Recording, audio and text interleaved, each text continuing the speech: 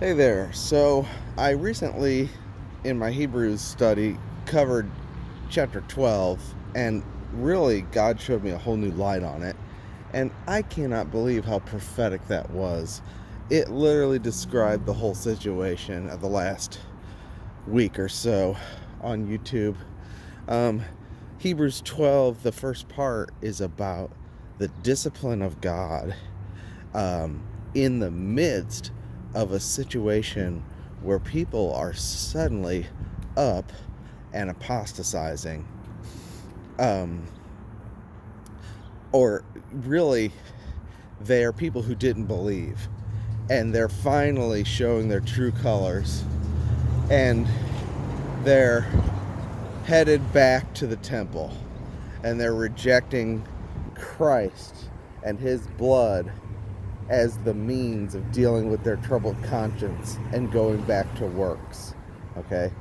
And this is extremely discouraging to the believers that he's addressing, because these people are now persecuting them and saying, look, you apostatized from Moses, you are the false deceivers. And on the one hand, the believers are confused. On the other hand, they're angry and they're getting discouraged. And so he's addressing them. And he tells them that, look, don't despise the Father's discipline. And the discipline is put in the context of this whole situation. Because, like I said, God is not interested in the chaff. He's dealing with the wheat. He's working on perfecting the wheat. And he is not disciplining like in Mount Sinai, where he's yelling at everybody and terrifying and a consuming fire. No, we've come to Zion, and it is a pleasant atmosphere. And if he disciplines us, it's for our good, because he loves us as our Father, and he's trying to train us so that we can be enlarged to enjoy our portion and our inheritance and rest and not be moved by all these things. But the other thing he addresses is the root of bitterness.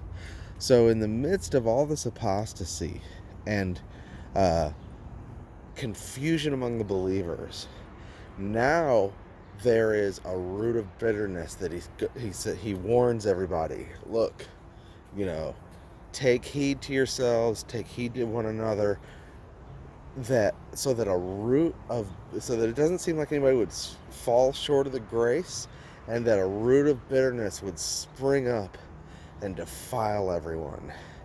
And the root of bitterness is in the midst of all these people falling away, and the people who are confused, and there's persecution, and there's deceivers and false believers. The believers themselves have another temptation to guard against, which is you start accusing everybody, and you don't trust anybody. You're not resting in grace. You're looking for the enemy all over the place, and you're accusing left and right. And all it takes is a genuine grace believer can do this, to rise up and start accusing, and then it spreads like wildfire. So that's why many are defiled by it. And this, I believe, we literally just saw this whole thing with the July 17th people. We saw our July 17th situation. We saw, since May 14th, really, a sudden polarization where so many who had been going along with us that we even believed were grace believers suddenly rose up and said, nope, the blood of Jesus is not the way we're going to cleanse our conscience. We have to work. You could lose your salvation, some said. Others said, you're probably not saved. You're not dealing with your conscience. That means by works, that means that you weren't saved in the first place. And a lot of them seem to be flocking together around this date. It's almost like I had called it a couple weeks ago a rallying cry for the offended. The July 17th had something unique to it, definitely.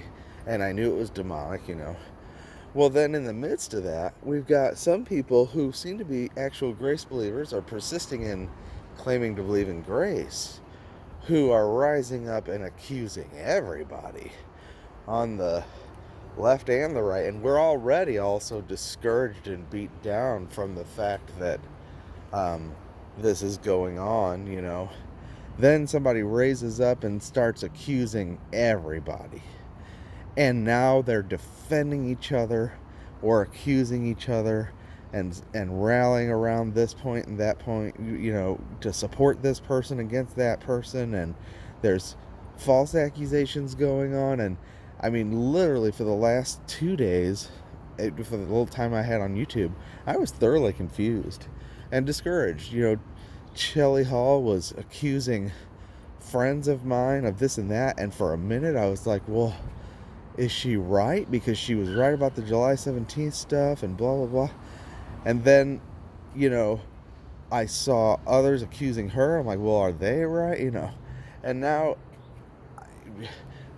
honestly, what I can see is she has this root of bitterness. She's an example of the root of bitterness springing up, and we were all defiled by it. What is defiled? Defiled is your attention is completely off Christ. You're no longer looking at Christ at all, and you've stopped your teaching, you've dropped your ministry, you dropped your fellow encouragement, and you're staring at this thing trying to figure it out. That's defiling enough. You are no longer focused on Christ himself. The fellowship is just gone, And that's the temptation. And so the Father's discipline of his children is in the midst of all this.